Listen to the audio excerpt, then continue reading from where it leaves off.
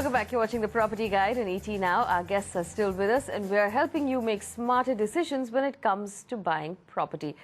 This week, the micro market we're focusing on, in fact, is Devanahalli in Bangalore. Take a look at Devanahalli and we'll come back and talk about it.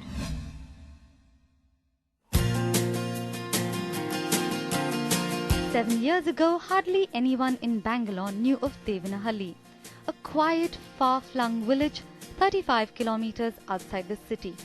Today, it's been touted as one of the most promising growth corridors in Bangalore. The transformation of Devanahalli started with the opening of the international airport in 2008. The airport gave impetus to multiple projects around it, such as the Bale IT Investment Region, Aerospace SEZ, IT and Hardware Park, the IFCI Finance City and the Devanahalli Business Park. The upcoming Metro Rail project and its 6-lane highway that will come up between Hebbal flyover and the Yelahanka bypass also makes Devanahalli a perfect location for investment and is expected further to open up channels for growth. Experts warn that Devanahalli's story is still 2 years away and still remains as an investor-led market due to lack of social infrastructure. The current residential real estate is dominated by plots as very few Tier A buildings are offering apartments. The good news for buyers is that Devanahalli still remains affordable with property prices for apartments around 2,750 to 4,200 rupees per square foot. Alright, so that was Devanahalli. It was almost a village not so long ago. It's transformed very drastically. Ravi, a lot of the supply that's coming into Devanahalli right now is plotted constructions. Does it make more sense then for me as an investor to just buy a plot of land in Devanahalli? Yes, it does. So let's look at Devanahalli as a background. It is still considered to be a little remote from Bangalore as a city. It has gained prominence due to the presence of the international airport, which has got operational already. But having said that, it is still probably evolving as a destination. It may take another couple of years before it gets there in terms of actual user demand.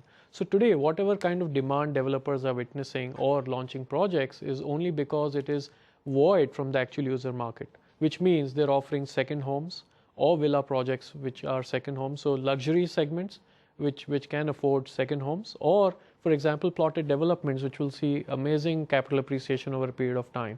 Define amazing when you say amazing capital appreciation. So we've already seen some of the developers like Prestige, Shobha, launched their plotted developments about 6, 8, 10 months ago. And they've already seen 30–40% appreciation. But Jayashree, weigh in on this at this point. We know that Devanahalli is very affordable from a Bangalore point of view. For a 3,000 to 4,000 rupees a square foot, it's difficult to find anything else in Bangalore. But let's talk first to end users. If I actually want a home to live in Bangalore, does it make sense to consider Devanahalli? Because there's no social infrastructure right now around there. Would you rather have us move a little closer to maybe Hebbal or Hennur? Does that make more sense? That's the trend that I'm noticing right now. Hebbal Hennur seems to be far more in demand with the end user.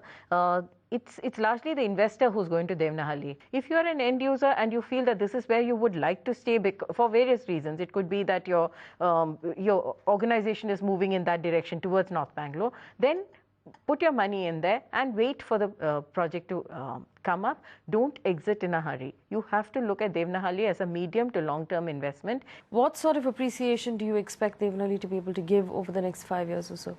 So over the next 5 years, and I may want to justify my answer, we may see about 10 to 15% appreciation year on year. That is a realistic expectation. Given the 3 or 4 projects which are being launched around Devanahalli, the KIADB, which has projects lined up, the Information Technology Investment Region, as they call, has already got some 50-odd companies signed up in terms of LOIs with them, and 1,800 acres already identified where you've seen the Wipros, the TCSs of the world going there. So obviously, once these companies become operational over the next couple of years, we will see a lot of residential demand in and around that surrounding location. Here's a list of projects in Devanahalli. For those of you who are considering investing in that property and that location, here's a list of projects that we recommend. Here's a list of projects that our panel of experts recommend in Devanahalli in Bangalore. Orchid Paradise by Trans-City Developers, Gateway Meadows by Gateway Shelters, Jasmine from the Mountain Group, Nandi View from MSK Shelters, Nitesh Long Island by Nitesh Estates, Canterbury Castles by Bangalore Regency Developers, Hoysala Corpus by the Hoysala Projects, Divyashree Nest by Divyashree Developers, Urbana Aqua by Ozone Developers, and Shobha Landscape from Shobha Developers. Okay, time for a few more questions. Parishat has written in, he wants to buy a 1,000 square foot apartment in Greater Noida with an expected possession maybe in the next 2 years. He has a budget of 34 to 38 lakh rupees. He's also looking to opt for an 80% home loan for that total cost. He wants some suggestions or options. Jayashree, could you help him out in this one? What would you recommend he does? Greater Noida West is what used to be known as Noida Extension. It has changed its nomenclature several times. Noida Extension was in the news for the wrong reasons. It was the area where the land dispute arose. But now a lot of that has settled down, and a lot of developers have started construction. So if you're buying in Greater Noida West, your budget is spot on. You will be able to get good properties. The average rates there are about 3,000 to about 4,200 per square foot. So you should be able to get good apartments in Greater Noida West. All right, so if you're looking for a home to live in, Greater Noida West is a good option. Another quick question. Anish writes in from the UAE. Thank you for writing in, Anish. He wants to invest in a 2 or 3 bedroom apartment that's under construction in Trivandrum.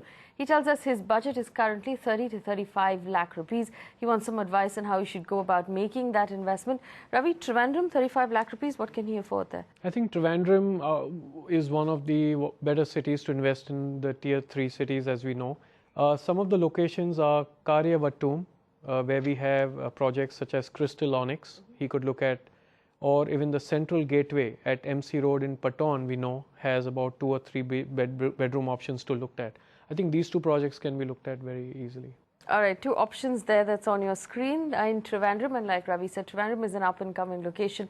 Now, if you have any questions for our guests, you'd like us to take a look at a particular neighborhood, a market or a city, write to us. Our email ID is at the bottom of your screen. Before we take a short break, let me thank both of our guests for joining us on the show this week and answering our questions. Ravi and Jayashree, thank you so much for spending time with us. Now, after the break, we'll tell you what legal options you have if your builder's charging you an interest on a delayed payment when he himself has delayed delivery. Don't go anywhere.